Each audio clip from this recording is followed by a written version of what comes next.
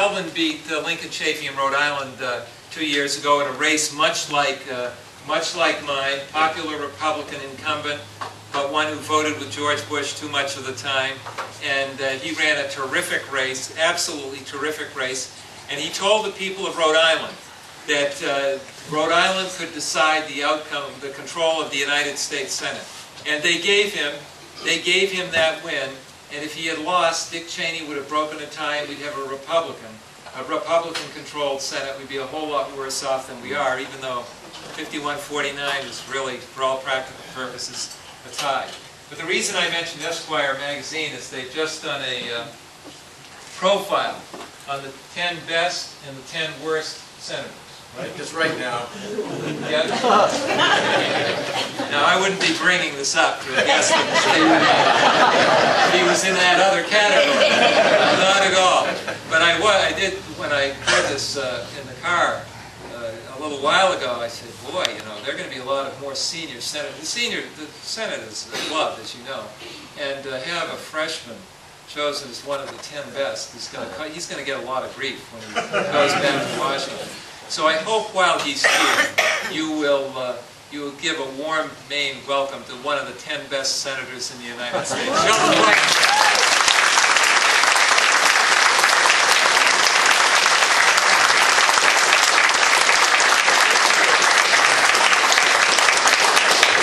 It is really, really nice to be with you, and I'm so proud to be up here with Tom. We have great candidates across the country running for these Senate seats we so badly need to win.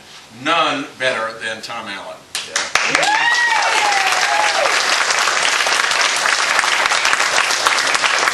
I'll say a quick word for Diana as well, who has been through this with Tom as well. It is not easy to be a campaign spouse. My wife campaigned with me. At one point somebody came up to her and said, so is it easy or hard to go around campaigning with your husband? And she said, it's actually pretty hard. Wondering all day long what the knucklehead is going to say next. Thankfully, she said it with a smile. And it really is, you know, it's quite a challenge for the whole family. And so Diana doing what she does to support Tom is a wonderful, wonderful thing. I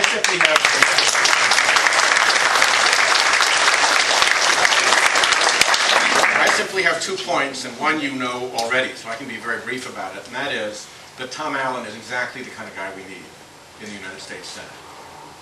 It is about time that we went from obstruction and head-knocking and politicking mode into problem-solving mode.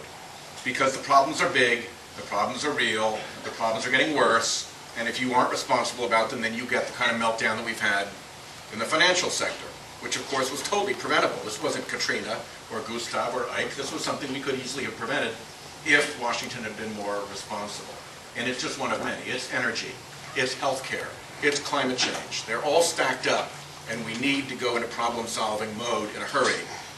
And there is nobody I know of who is more of a thoughtful, intelligent problem solver than Tom Allen. So we need Tom specifically. But even if, like me, he was a knucklehead, we would still need him because of the way the Senate works and because of the way the voting goes.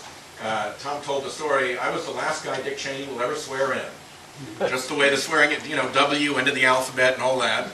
If I had not been there, it would have been a tie. He would have stepped to the podium in the Senate. He would have broken the 50-50 tie. The Senate would have been under Republican control.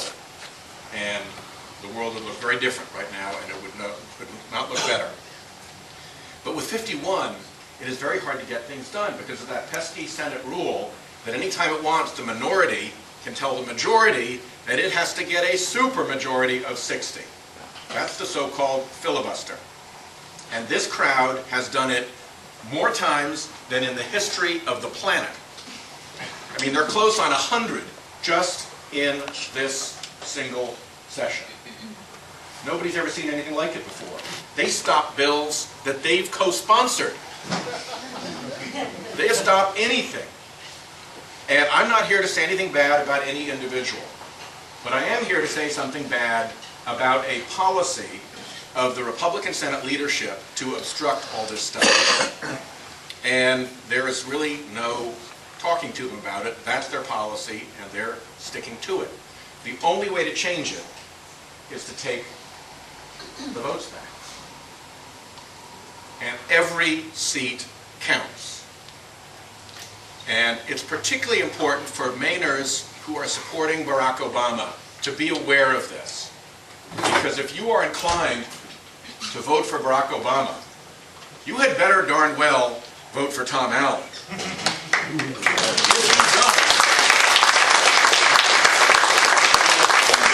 If you don't, you have just undercut your own vote. Because that Obama plan, that change in direction of this country that you want, that caused you to vote for Obama, is going to go through the House, of course, because they have a strong majority and all they have is a simple majority rules, and then it's going to come to the Senate. And it will die in the Senate at the hands of Republican filibuster, unless we elect Tom Allen. So I really hope that you will do everything you can in the next couple of weeks to spread that word. Don't send to Washington the mixed message that we want the Obama strategy, but not really, we don't want it to actually survive the Senate. We want that Obama strategy all the way through, and we want strong, smart, honest problem solvers like Tom backing him in the Senate rather than undercutting him and supporting a leadership that has this relentless policy of obstruct, obstruct, obstruct, filibuster, filibuster, filibuster. I mean, for God's sake, they filibustered children's health insurance. They filibustered the defense authorization for the troops. It is out of control, and the only way to do it is to win this election. So that's why I'm here.